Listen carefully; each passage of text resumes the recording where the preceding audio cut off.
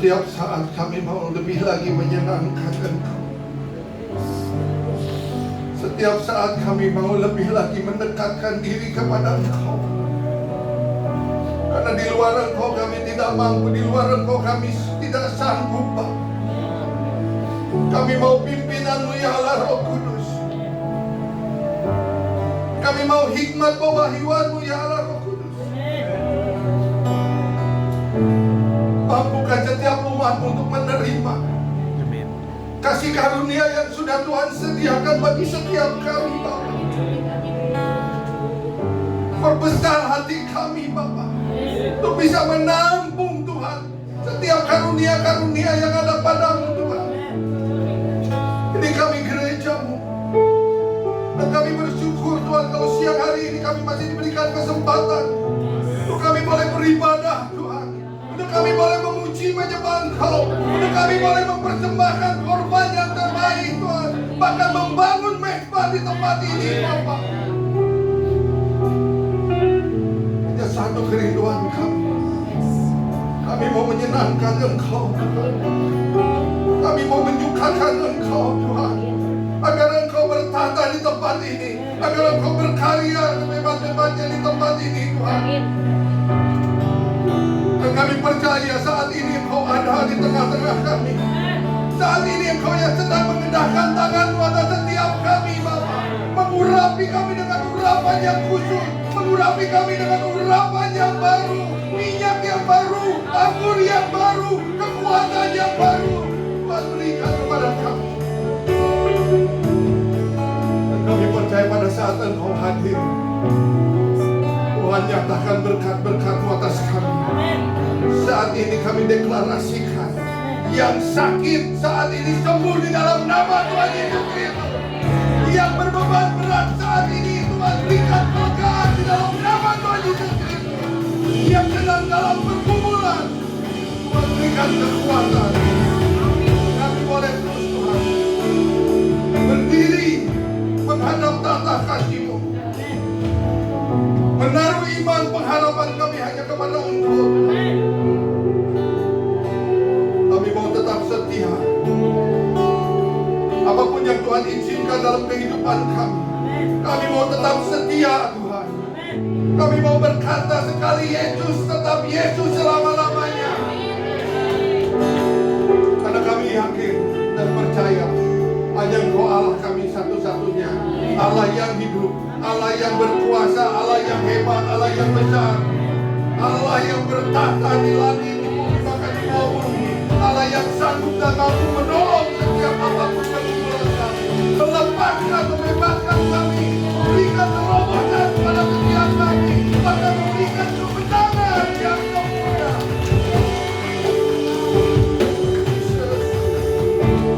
Hamba merasakan pengurapan saat ini.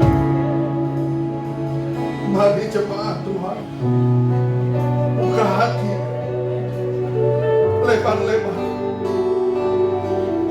Jangan ada yang mengeraskan hati, karena Tuhan rindu untuk mengurapi Bapak Ibu Saudara.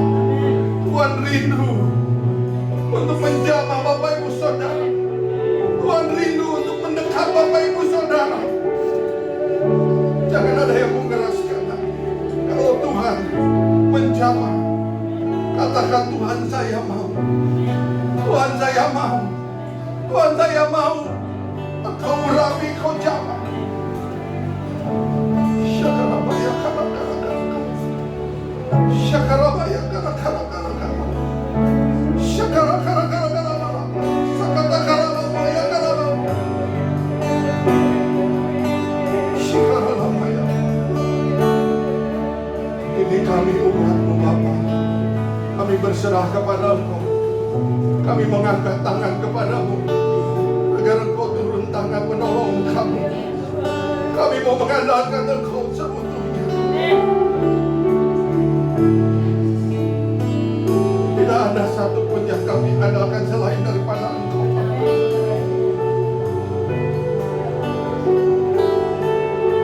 Hamba-Mu berdoa Tuhan untuk jemaat-Mu di tempat ini. Tuhan berkati mereka semua, pribadi lepas pribadi, keluarga lepas keluarga.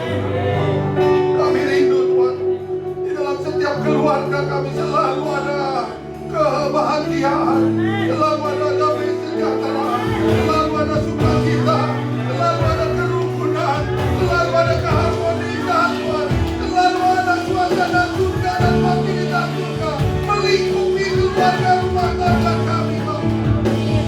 Bahkan memberkati istri sudah pekerjaan kami. Terima kasih, terima kasih Allah Rabbul. Terus hadirlah, hadirlah terus atas setiap kami. Syakarabaya karamaya karamaya, Syakarabaya karamaya. Terima kasih Bapak. Lalu sebentar kami akan mendengarkan kebenaran firman. Jadikan kami seorang murid Tuhan,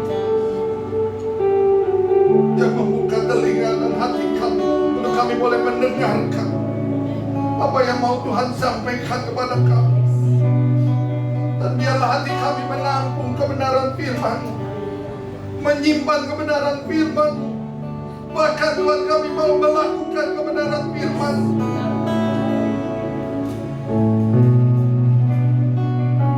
Berikan telinga seorang murid bagi kami. Bahkan hamba-Mu, hamba mohon pengurapan yang khusus.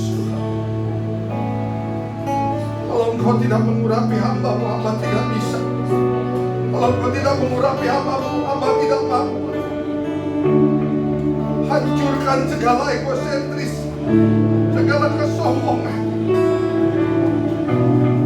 Biar hanya Engkau yang semakin besar, hamba-Mu yang semakin kecil Tuhan. Biar hamba boleh terus disembunyikan di balik salib Bapa. Biar hanya Engkau yang semakin menonjol Tuhan.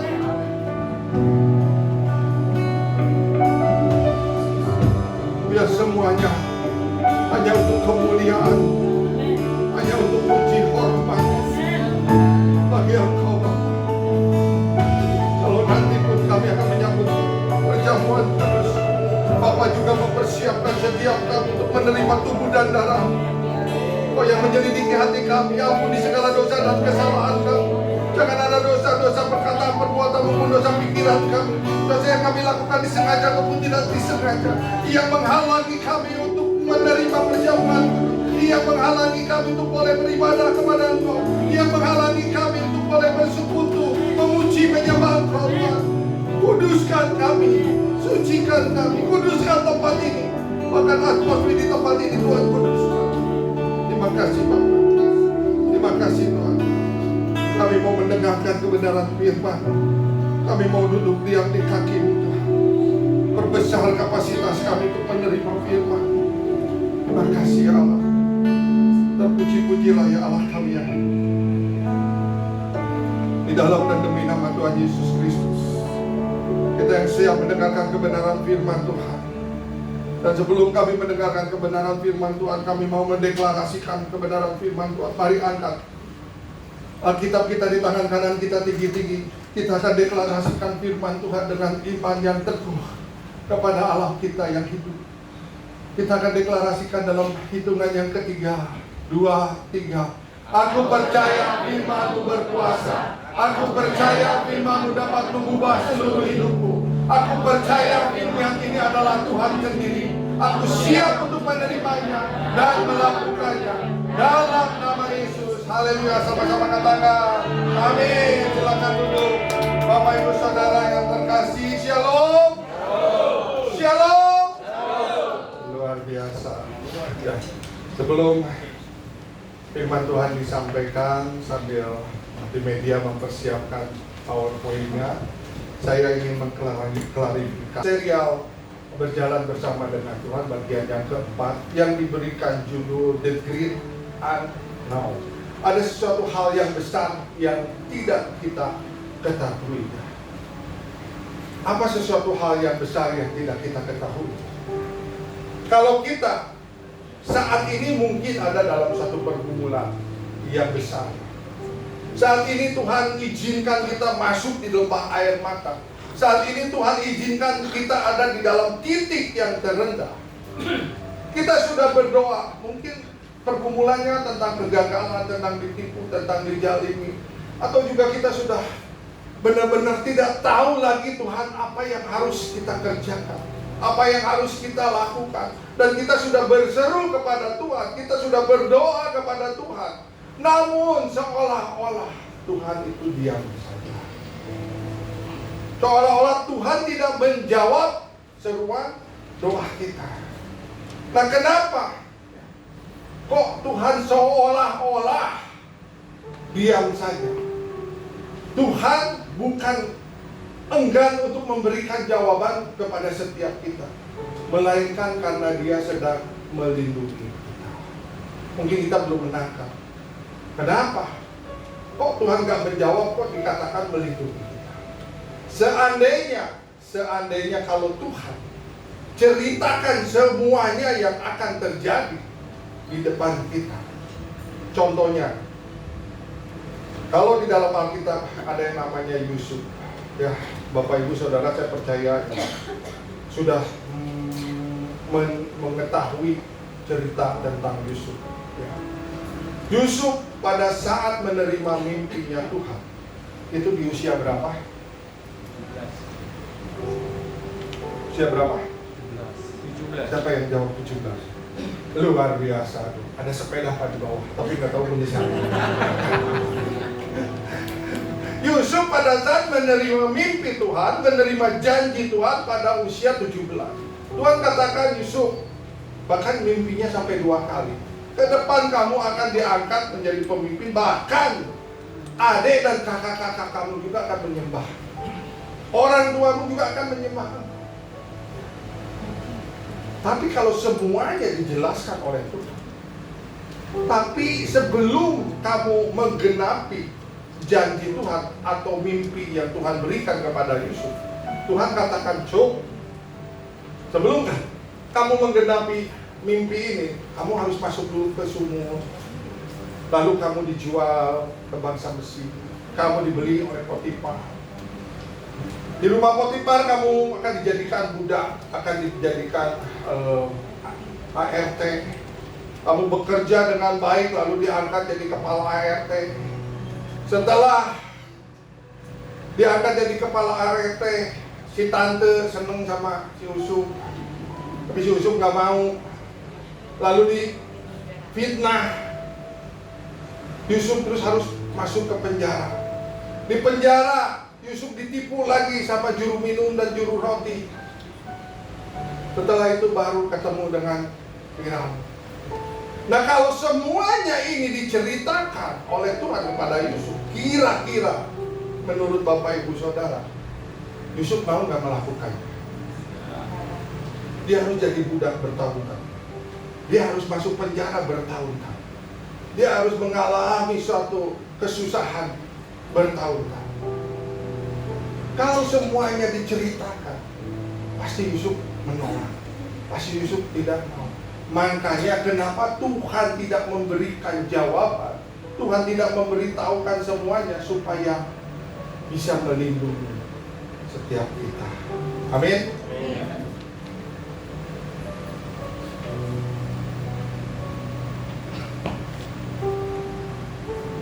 Charles Ferguson mengatakan bahwa ketika kamu tidak bisa melihat tangan Tuhan bekerja, percayalah kepada hatinya. Saat kita mungkin tidak melihat, kok Tuhan tidak menolong saya, padahal Tuhan katakan tangan Tuhan itu pasti sampai kepada setiap kita untuk menolong. Mungkin saat ini kita belum menerima pertolongan Tuhan, tapi percayalah, janji Tuhan itu janji yang murni. Percayalah bahwa hati Tuhan itu selalu ingin menolong setiap kita. Hati Tuhan itu selalu rindu ingin memberikan yang terbaik bagi setiap kita.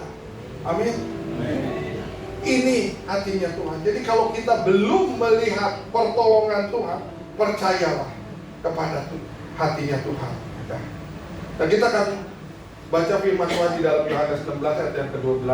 Jadi lihat aja ke depan semua, kita baca sama-sama. 2, 3. Yesus berkata, masih banyak hal yang harus kukatakan kepadamu, tetapi sekarang kamu.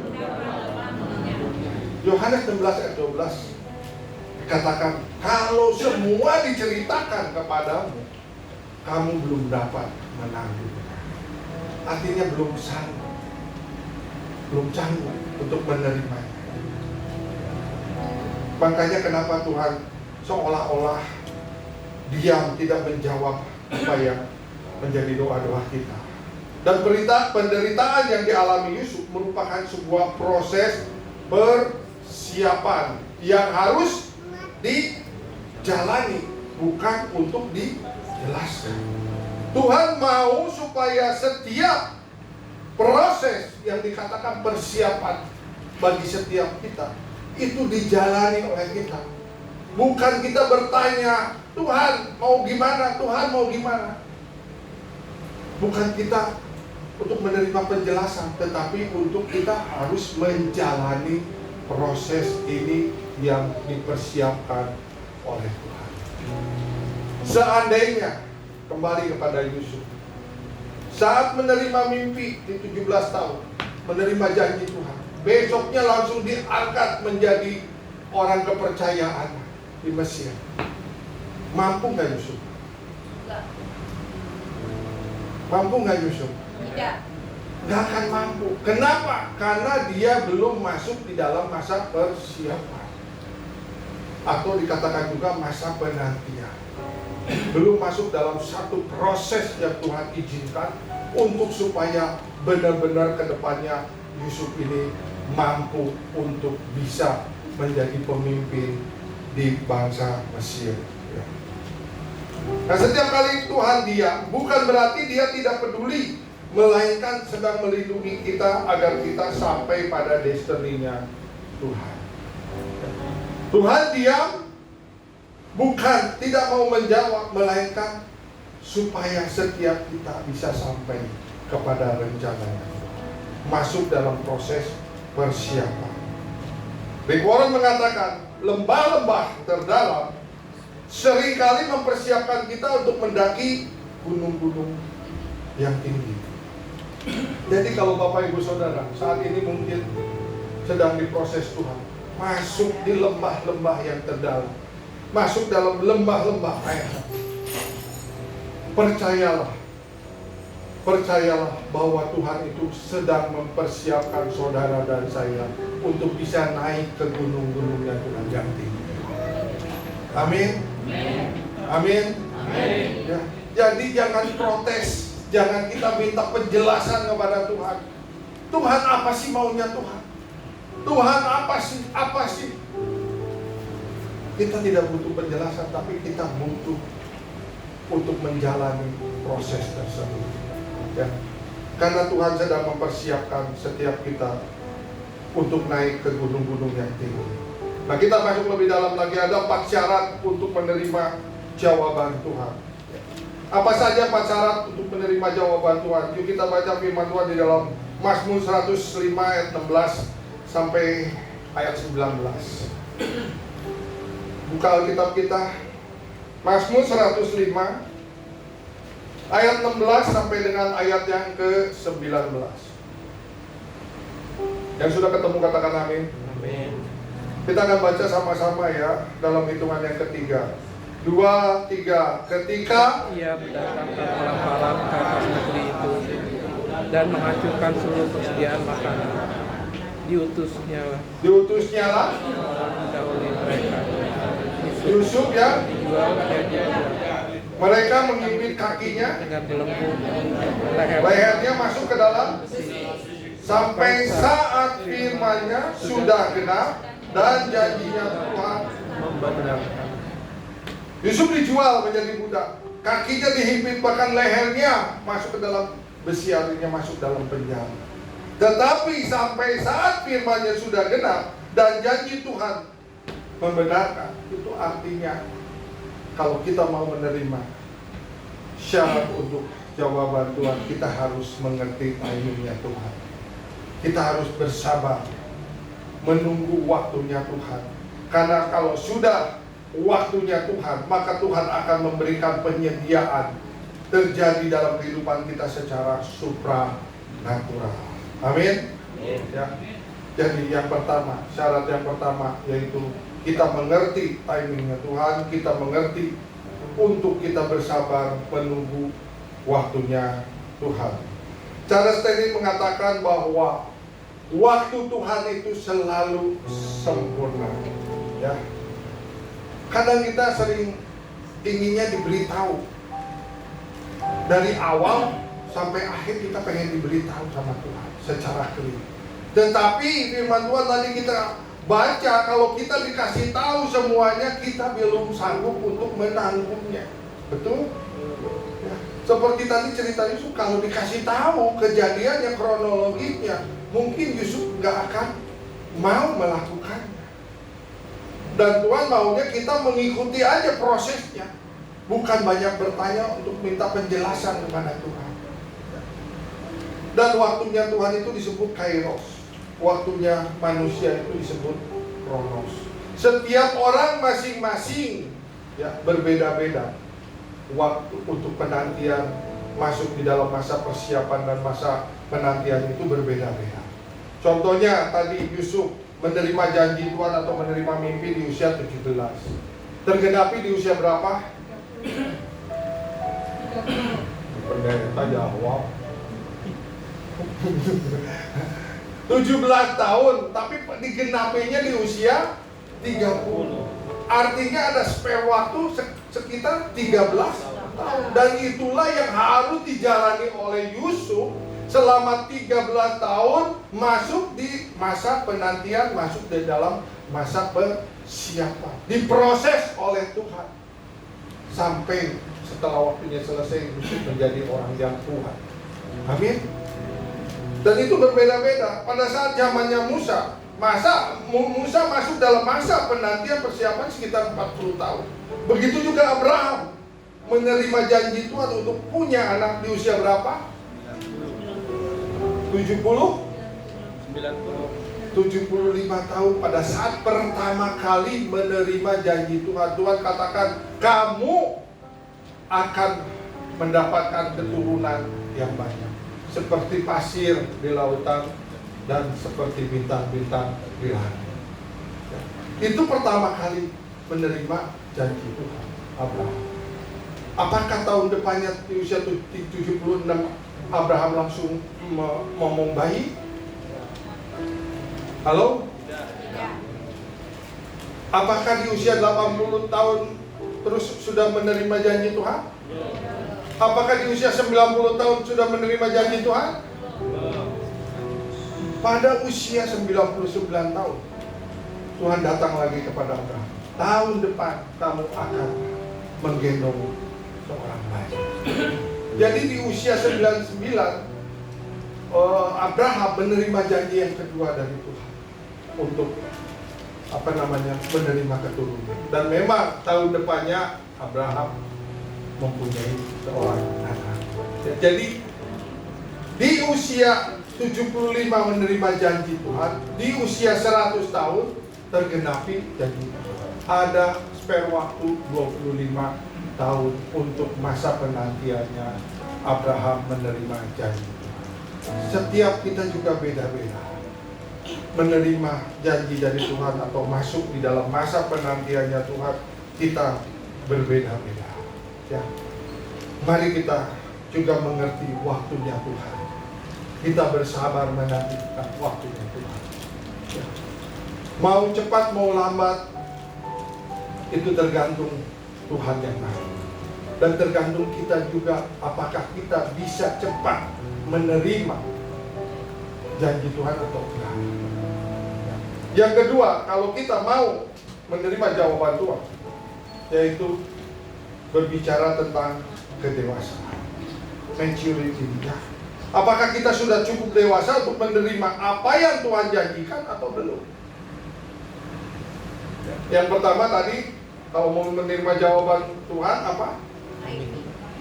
Menerima waktu dan Tuhan. Yang kedua, kita harus memiliki kedewasaan rohani kita, ya. Karena Tuhan tahu kita mampu atau enggak untuk menerima janjinya Tuhan. Nah, mungkin di outline Bapak Ibu Saudara tidak ada. Kalau kita baca di dalam Galatia 4 ayat 1 ya dan kedua, dikatakan di sini firman Tuhan, yang dimaksud ialah selama seorang ahli waris belum akil balik, artinya belum dewasa, sedikit pun ia tidak berbeda dengan seorang hamba. Sungguh pun ia adalah tuan dari segala sesuatu, tetapi ia berada di bawah perwalian dan pengawasan sampai pada saat yang telah ditentukan. Kalau kita masih anak-anak, dikatakan firman Tuhan dalam Galatia 4 ayat 1, sedikit pun ia tidak berbeda dengan seorang hamba, padahal dia ahli waris, padahal dia anak, padahal dia punya kuasa atas rumahnya, atas tempat tinggal. Saya punya cerita seperti ini. Ada suami istri yang punya anak baru usia 4 sampai 5 tahun. Suami istri ini harus bekerja. Karena harus meninggalkan anaknya, maka dia mempekerjakan seorang pengasuh ya, untuk bisa menjaga anaknya pada saat suami istri ini harus bekerja. Nah, pertanyaannya, pada saat suami ini bekerja, yang diberi tanggung jawab atas rumahnya, anaknya atau pengasuhnya? Pengasuhnya. Kenapa? Karena pengasuhnya lebih dewasa. Makanya firman Tuhan, kalau kita belum dewasa, ya, kalau kita belum akil balik, sedikit pun ia tidak berbeda dengan seorang hamba.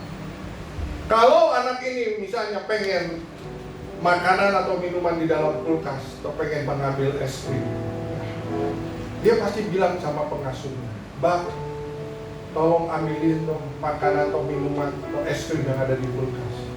Kalau si mbaknya bilang gak boleh, anaknya bisa mendapatkannya? Enggak. Bisa ngambil sendiri nggak? Enggak. Karena dia masih levelnya anak-anak. Tapi kalau anak ini udah bertumbuh semakin besar, semakin dewasa, perlu nggak dia minta lagi kepada mbaknya untuk ngambil sesuatu di kulkas? Nggak perlu. Dia tahu dia punya kuasa, dia punya otoritas, dia tinggal buka kulkas, dia ngambil makanan dan minuman yang dia suka.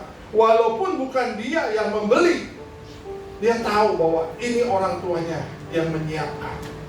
Betul? Kalau orang tua yang menyiapkan bahwa saya adalah anaknya, saya ahli warisnya, saya boleh mengambil barang yang ada di kulkas. Makanya ayo kita semakin dewasa di dalam kerohanian kita juga, supaya kita benar-benar menjadi ahli waris. Kita punya otoritas, punya kuasa untuk menarik suasana surga, untuk menarik berkat-berkat surgawi dalam kehidupan kita. Yang setuju katakan amin. Amin. Rick Warren mengatakan Tuhan lebih peduli pada karaktermu daripada kenyamanan. Tuhan mau pada saat kita semakin dewasa, ada perubahan di dalam cara berpikir kita, ada perubahan di dalam cara pandang kita, ada perubahan dalam cara berbicara kita, ada perubahan dalam tingkah laku kita. Karena Tuhan itu mau supaya kita diizinkan masuk di dalam masa persiapan, diizinkan masuk di dalam satu proses, itu supaya kita mengalami transformasi di dalam karakter kita. Mudah? Enggak. Enak? Enggak. Tetapi ini harus dijalani supaya kita dewasa, supaya kita kuat pada saat Tuhan memberikan tanggung jawab, pada saat Tuhan memberikan kepercayaan kepada setiap kita. Amin. Amin. Saudara mau diproses oleh Tuhan? Amin. Saudara mau masuk dalam masa penantiannya Tuhan? Amin. Amin.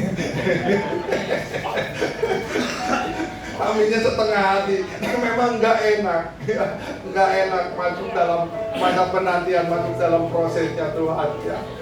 Tetapi suka nggak suka, Tuhan maunya proses supaya karakter kita ini dibentuk, supaya karakter kita tuh seperti Kristus. Apa yang ada di dalam Kristus itu tergenapi di dalam kehidupan setiap kita.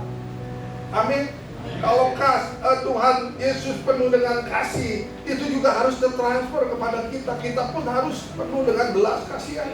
Kalau Tuhan Yesus penuh dengan kemurahan hati, kita pun harus punya kemurahan hati. Tuhan Yesus punya kesabaran, kita juga harus punya kesabaran. Tapi untuk melakukannya ini perlu proses. Untuk kita menjadi kuat ini perlu masa penantian. Pendeta juga belum tentu gitu bisa dengan mudah menjalaninya. Kita juga sama-sama belajar untuk bisa bersabar, untuk bisa penuh dengan kasih, untuk bisa penuh dengan kemurahan. Itu kita perlu belajar mendisiplinkan diri. Jadi jangan pikir bahwa pendeta juga wah sudah bisa lulus semuanya. Pendeta juga harus belajar ya. Dan ini yang Tuhan mau, karakter kita dirubah.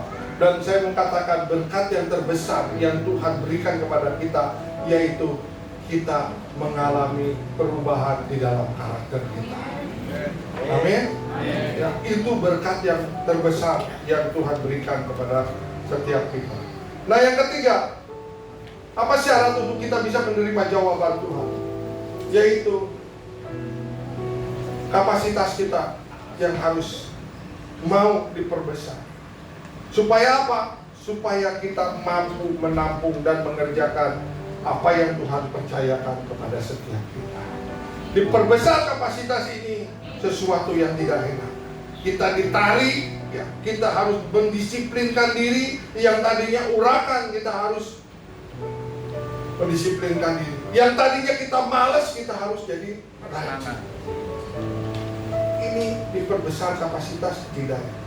Mazmur 105 ayat 21 katakan, dijadikannya dia Tuhan atas istananya dan kuasa atas segala harta kepunyaan. Nah dari mana Yusuf belajar sehingga dia bisa mengelola satu bangsa yang besar, bangsa di Mesir? Dia belajar pada saat dia masuk ke rumahnya Potifar. Pada saat dia menjadi budak, dia belajar memanage bagaimana dia bekerja dengan baik, sehingga mendapatkan kepercayaan dari tuannya menjadi kepala budak atau kepala ASN. Dia belajar pada saat dia masuk di penjara, bagaimana dia menjadi napi yang baik sehingga bisa dipercaya oleh kepala penjara untuk mengelola penjara. Manajemen ini dipelajari oleh Yusuf pada saat dia masuk di dalam masa proses atau masa penantian, sehingga pada saat waktunya Tuhan sudah melihat bahwa kapasitas Yusuf ini sudah kuat, sudah bisa diperbesar, sudah bisa dipercaya, maka Yusuf naik untuk bisa mengelola satu bangsa yang namanya bangsa Mesir, ya. Dosen mengatakan Tuhan memperbesar iman orang-orang yang setia.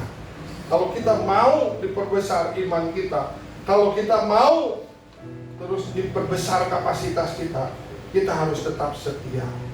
Walaupun masalah masih ada, walaupun pergumulan masih ada, kita harus mau terus setia kepada Tuhan sampai benar-benar Tuhan melihat bahwa kita sudah mampu untuk dipercayakan. Yang terakhir, yang keempat, syarat apa yang harus kita terima kalau kita mau menerima jawaban Tuhan, yaitu relationship atau hubungan kita dengan Tuhan. Tuhan bertanya, seberapa dekat hubungan kita dengan Tuhan? Bagaimana caranya supaya kita bisa mendapatkan hubungan yang semakin dekat dengan Tuhan? Tentunya kita harus terus mencari Tuhan dengan sungguh-sungguh. Amin. Bersaat teduh setiap pagi, baca firman Tuhan setiap hari, berdoa, tetap berdoa. So, kemarin di doa fajar ya, sharing firmannya Pak Suryo, tetap berdoa,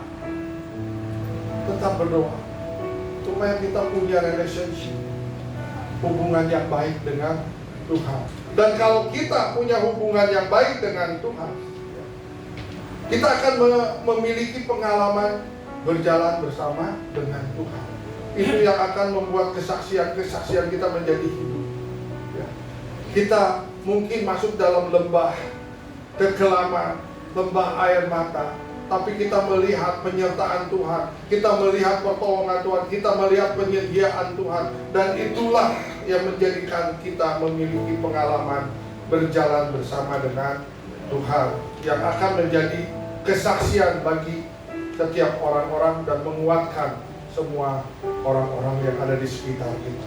Yohanes 14 ayat 21 dikatakan di sini, barang siapa memegang perintahku dan melakukannya, dialah yang mengasihi aku, dan barang siapa mengasihi aku, ia akan dikasihi oleh Bapakku, dan aku pun akan mengasihi dia dan akan menyatakan diriku kepadanya. Jadi barang siapa memegang perintahku dan melakukannya, dan aku pun akan mengasihi dia dan akan menyatakan diriku kepadanya. Kalau kita memiliki hubungan dengan Tuhan, maka Tuhan sendiri yang akan menyatakan dirinya kepada setiap kita. Kalau kita punya rahasia yang besar, pastinya tidak akan dijelaskan kepada orang yang baru dikenal. Betul nggak? Betul nggak? Kalau kita punya rahasia yang besar, gak mungkin kita juga kasih tahu kepada orang yang baru kita kenal. Ya. Tapi pasti kita kasih tahu kepada yang namanya sahabat dekat, orang yang bisa kita percaya, orang yang ada di lingkungan kita, mungkin ada di ring satunya kita. Baru kita kasih tahu karena kita percaya dan kita anggap bahwa dia itu adalah sahabat dekat kita. Kalau Yakobus 2 ayat 23 dikatakan di sini, dengan jalan demikian genaplah nas yang mengatakan, lalu percayalah Abraham kepada Allah, maka Allah memperhitungkan hal itu kepadanya sebagai kebenaran. Karena itu Abraham disebut sahabat Allah.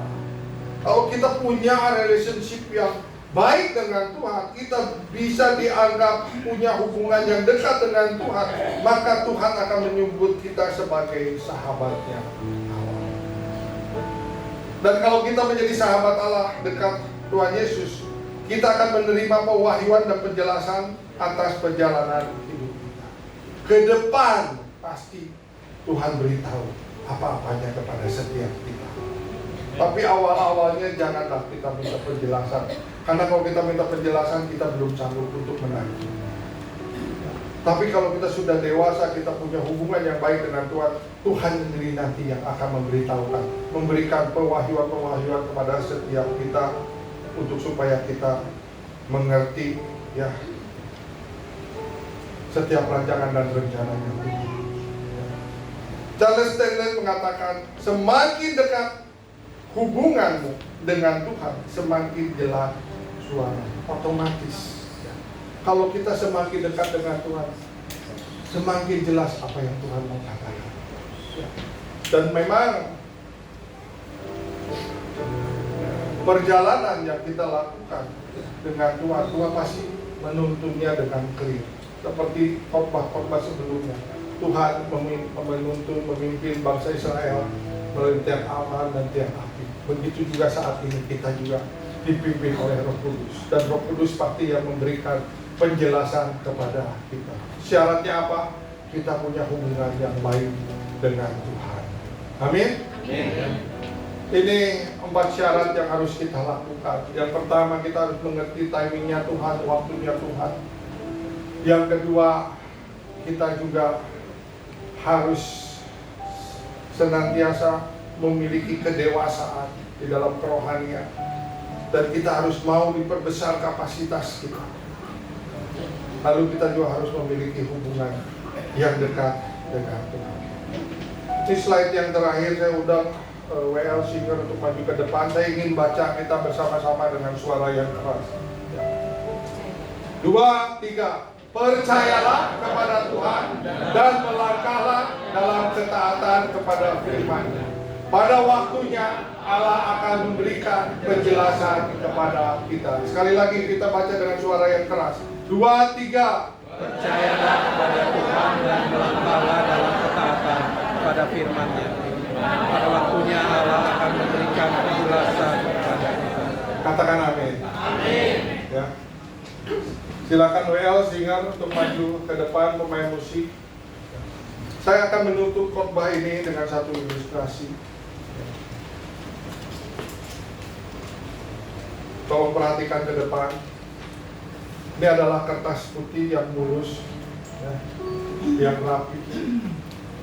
Tuhan ingin mengangkat dia, Tuhan ingin mempromosikan dia, Tuhan ingin membuat dia tegak berdiri.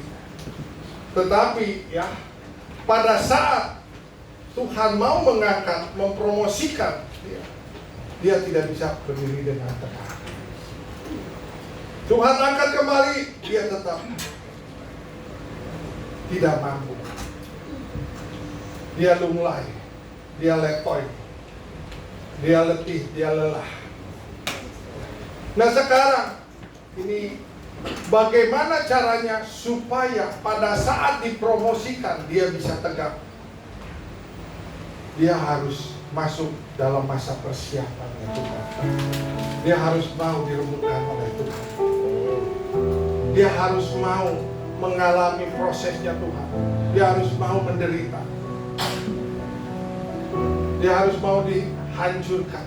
Bahkan dia harus mau masuk ke lembah yang paling dalam, di titik terendah. Seolah-olah dia ini benar-benar ditinggalkan oleh Tuhan. Seolah-olah benar-benar dia ini jauh dari Tuhan. Padahal Tuhan katakan, aku dekat.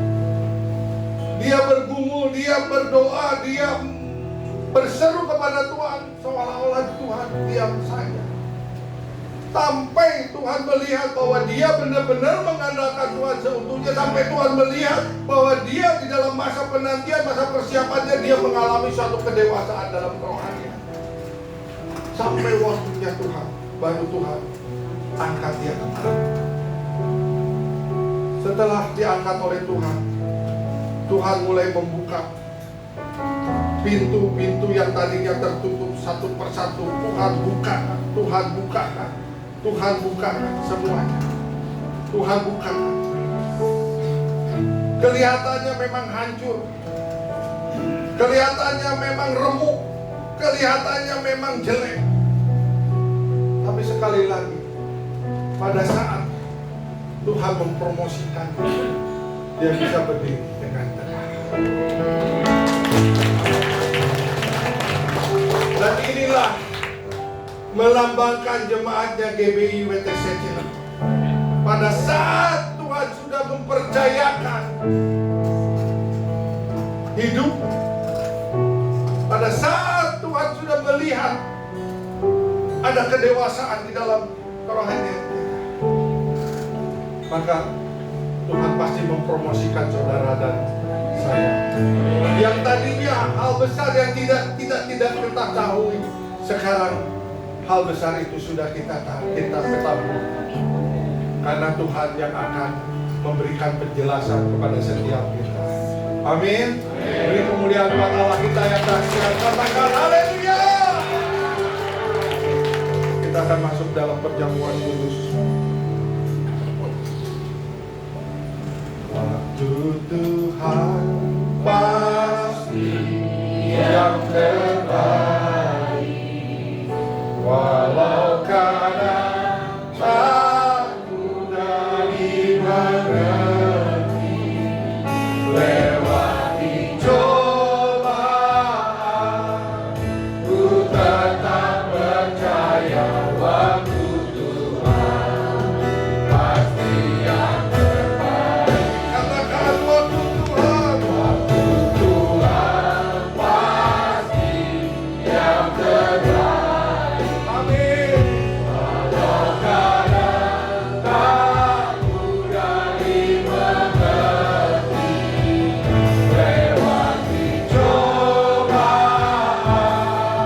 ku tetap percaya waktu Tuhan pasti yang terbaik. Nyanyikan dengan iman. Tuhan pasti yang percaya terbaik. Pada saat waktu yang Tuhan mengadakan, pada saat waktu yang Tuhan mempromosikan kami sudah siap Tuhan. Saat ini kami tidak berhenti, kami menanti waktunya Tuhan, Tuhan memberikan penjelasan kepada kami, sehingga kami masih mengerti bahwa apapun yang Tuhan janjikan kepada kami, semua yang terbaik bagi kami Bapa.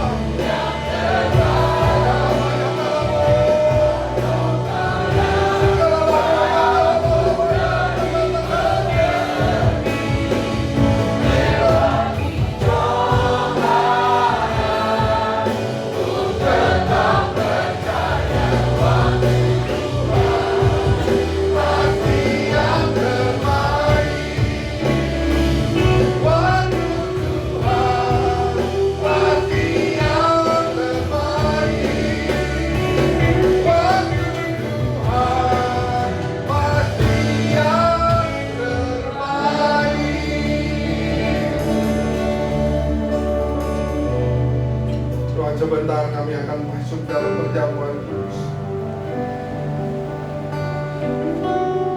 Kami akan menyambut tubuh dan darah. Kami mohon perkenanan-Mu Tuhan, untuk kami boleh menerima tubuh dan darah, untuk mengingatkan Engkau akan kasih-Mu yang begitu besar, akan keselamatan yang sudah Tuhan berikan kepada kami, akan kesembuhan ilahi yang sudah Tuhan nyatakan dalam tubuh kami, atas kemenangan terobosan yang Tuhan berikan di dalam bisnis dan pekerjaan kami, bahkan apapun pergumulan kami Tuhan. Kami percaya semuanya sudah Engkau tanggung, semuanya sudah Engkau selesaikan dengan sempurna atas hidup kami. Makasih Tuhan, makasih Bapa. Kami mau sambut perjamuan kudus ini. Saya undang semua untuk bangkit berdiri. Apakah semuanya sudah mendapatkan anggur dan roti di tangan kanan kita? Kalau belum, boleh mengangkat tangan. Nanti pengerjakan melayaninya. Sakalamaya kalamaya Kriyalamaya sakatakala Shikaralamaya karalamaya. Perjamuan kudus ini hanya diperuntukkan kepada setiap kita yang sudah dibaptis. Buat anak-anak tidak diperbolehkan untuk mengambil perjamuan kudus. Namun kalau ada yang belum dibaptis tapi sudah di atas 12 tahun, boleh mengambil perjamuan kudus ini asal percaya. Kita angkat roti di tangan kanan kita tinggi-tinggi. Dengarkan firman Tuhan. Sebab apa yang telah kuteruskan kepadamu telah aku terima dari Tuhan, yaitu bahwa Tuhan Yesus pada malam waktu ia diserahkan mengambil roti, dan sesudah itu ia mengucap syukur atasnya, ia memecah-mecahkannya dan berkata, inilah tubuhku yang diserahkan bagi kamu, perbuatlah ini menjadi peringatan akan aku. Saudara yang terkasih, bukankah roti yang atasnya kita ucapkan syukur adalah persekutuan kita dengan tubuh Kristus? Amin. Mari kita makan di dalam nama Tuhan Yesus Kristus.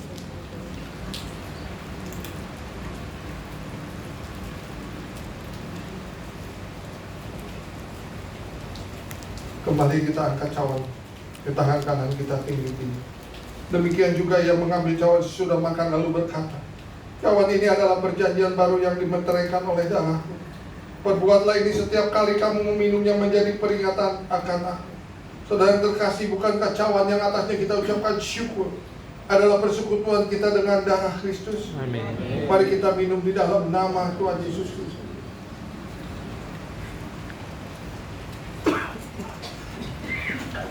Kita angkat kedua tangan kita, katakan terima kasih Tuhan. Terima kasih. Terima kasih. Terima kasih. Engkau baik Tuhan, Engkau baik. Engkau baik. Terima kasih. Mari angkat suara kita katakan, Tuhan Yesus baik, Tuhan Yesus baik, Tuhan Yesus baik.